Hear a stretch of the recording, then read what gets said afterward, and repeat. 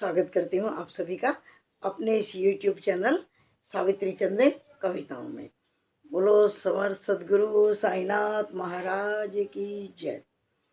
साथियों, बात करते हैं गुरु की, क्योंकि गुरु पूर्णिमा है और गुरु पूर्णिमा क्यों मनाई जाती है, उसका क्या महत्व है और किस प्रकार मनानी चाहिए, किस प्रकार से अपने गुरुजनों को सम्मान देना चाहिए और किस तरह से गुरु हमारे जीवन को आलोकित करते हैं, हमारे जीवन की सब परेशानियों को दूर करके हमें सन्मार्ग दिखाते हैं। तो ये तो हम वीडियो बना चुके। अब मैं बात करना चाहती हूँ साईं जी के बारे में, क्योंकि ये हमारे सद्गुरु हैं, हम इनके शिष्य हैं और ये हमारा मार्गदर्शन करते हैं। साथियों, गुरु का अर्थ होता है मार्गदर्शक, यानी जो हमारे जीवन में हमारा मार्गदर्शन करता है वही हमारा गुरु है। सबसे प्रथम गुरु माँ को कहा गया है, माता को कहा गया है। क्यों कहा गया है?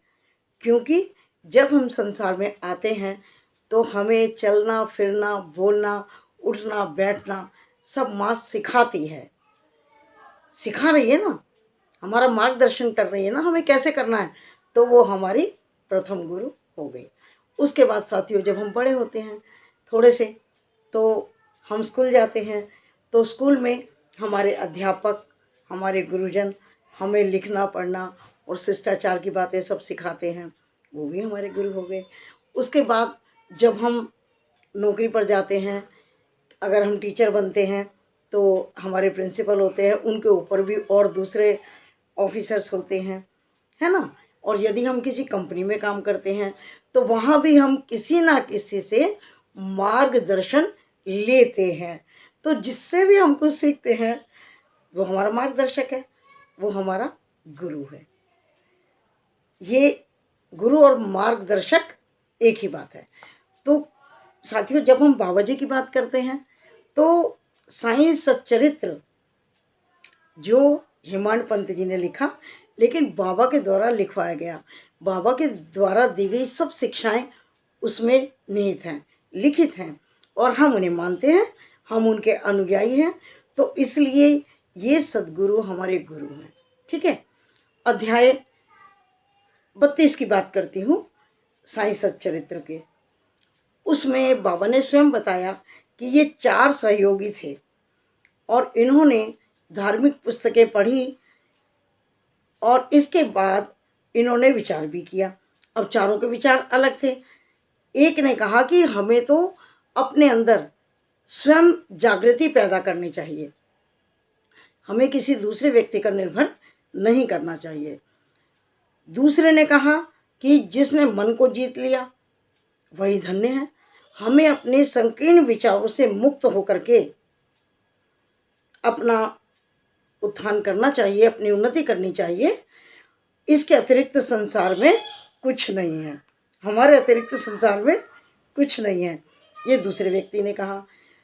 तीसरे ने क्या कहा कि ये संसार परिवर्तनशील है, इसमें हमेशा ही परिवर्तन होता रहता है और निराकार ही शाश्वत है, इसलिए हमें अपने विवेक से, अपने बुद्धि से सत्य और असत्य में फर्क समझना चाहिए। तो तीनों के अपने अलग अलग विचार थे। चौथे थे अपने बाबा जी। अब इन्होंने क्या कहा कि केवल पुस्तकीय ज्ञान, किताबी ज्ञान ही काफ़ी नहीं है, हमें अपने कर्तव्य को करते रहना चाहिए और अपना दृढ़ विश्वास, अपनी निष्ठा गुरु को समर्पित करनी चाहिए और जो पंच प्राण आदि हमारे सर्वव्यापक गुरुदेव को अर्पित कर देना चाहिए हमें सर्वस्व। अगर हम गुरु में निष्ठा रखेंगे, विश्वास रखेंगे, तभी हमारी उन्नति होगी और हम भवसागर से पार होंगे। तो बाबा जी ने क्या कहा कि गुरु ही भगवान है और गुरु ही पालनहार है, तो इसलिए गुरु का बहुत महत्व है। और अगर साथियों गुरु की आवश्यकता ही ना होती तो कृष्ण और राम को गुरु के शरण में क्यों जाना पड़ता? क्यों कृष्ण ने संदीप पंत जी को गुरु बनाया? संदीप ने उनके गुरु थे, आपको मालूम है। और राम के भी गुरु वशिष्ठ थे, उन्होंने उनसे चारों वेदों का ज्ञान लिया और राजपाट कैसे चलाया जाता है सब उनसे शिक्षा ली और उनका जो अभिषेक किया गया था वो भी उनके द्वारा किया गया। यहाँ तक कि राक्षसों के भी गुरु हैं, शुक्राचार्य, आप जानते हैं। तो गुरु की आवश्यकता तो है ही।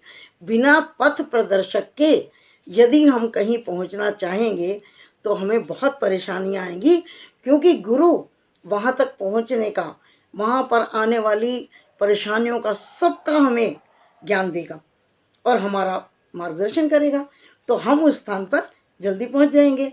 साईं सच्चरित्र में आपने देखा ना, 32 अध्याय आपने पढ़ा होगा, तो उसमें देखिए जो चारों, अभी मैंने बात की चारों महानुभावों की, जिसमें एक बाबा भी थे।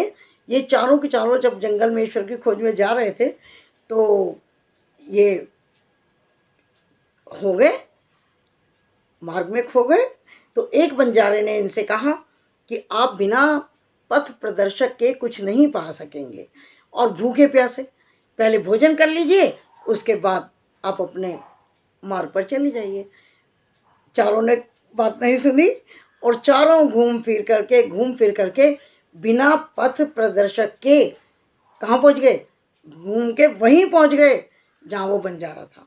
तो बाबा जी ने विचार किया और उन्होंने भोजन भी ग्रहण किया और उन्हें गुरु भी मिले, है ना। तो मेरा कहने का मतलब केवल इतना है कि गुरु की आवश्यकता होती है जीवन में, और गुरु केवल वो ही नहीं कि जिनसे हम कोई ज्ञान प्राप्त कर रहे हैं, जिनसे हम सीख रहे हैं वो हमारे गुरु हैं।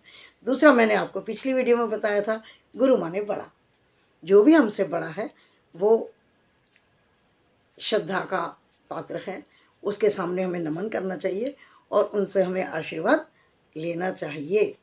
तो गुरु पूर्णिमा पर जो भी आपने गुरु धारण किए हैं, विधिवत किए हैं, तो उनके पास जा कर के उनसे आशीर्वाद लीजिए। गुरु का मतलब साथियों केवल ये नहीं है कि जो बहुत अच्छे प्रवचन देते हैं, बहुत गूढ़ बातें करते हैं, वो गुरु हैं, उनके पास बहुत कुछ है। नहीं, गुरु में स्वयं में वो चीज़ होनी चाहिए, वो खुद जितेंद्रिय होना चाहिए, उसको अपनी जो इतनी भी अपनी इंद्रियां हैं उन पर कंट्रोल होना चाहिए, तभी तो वो हमें कुछ सिखाएंगे ना।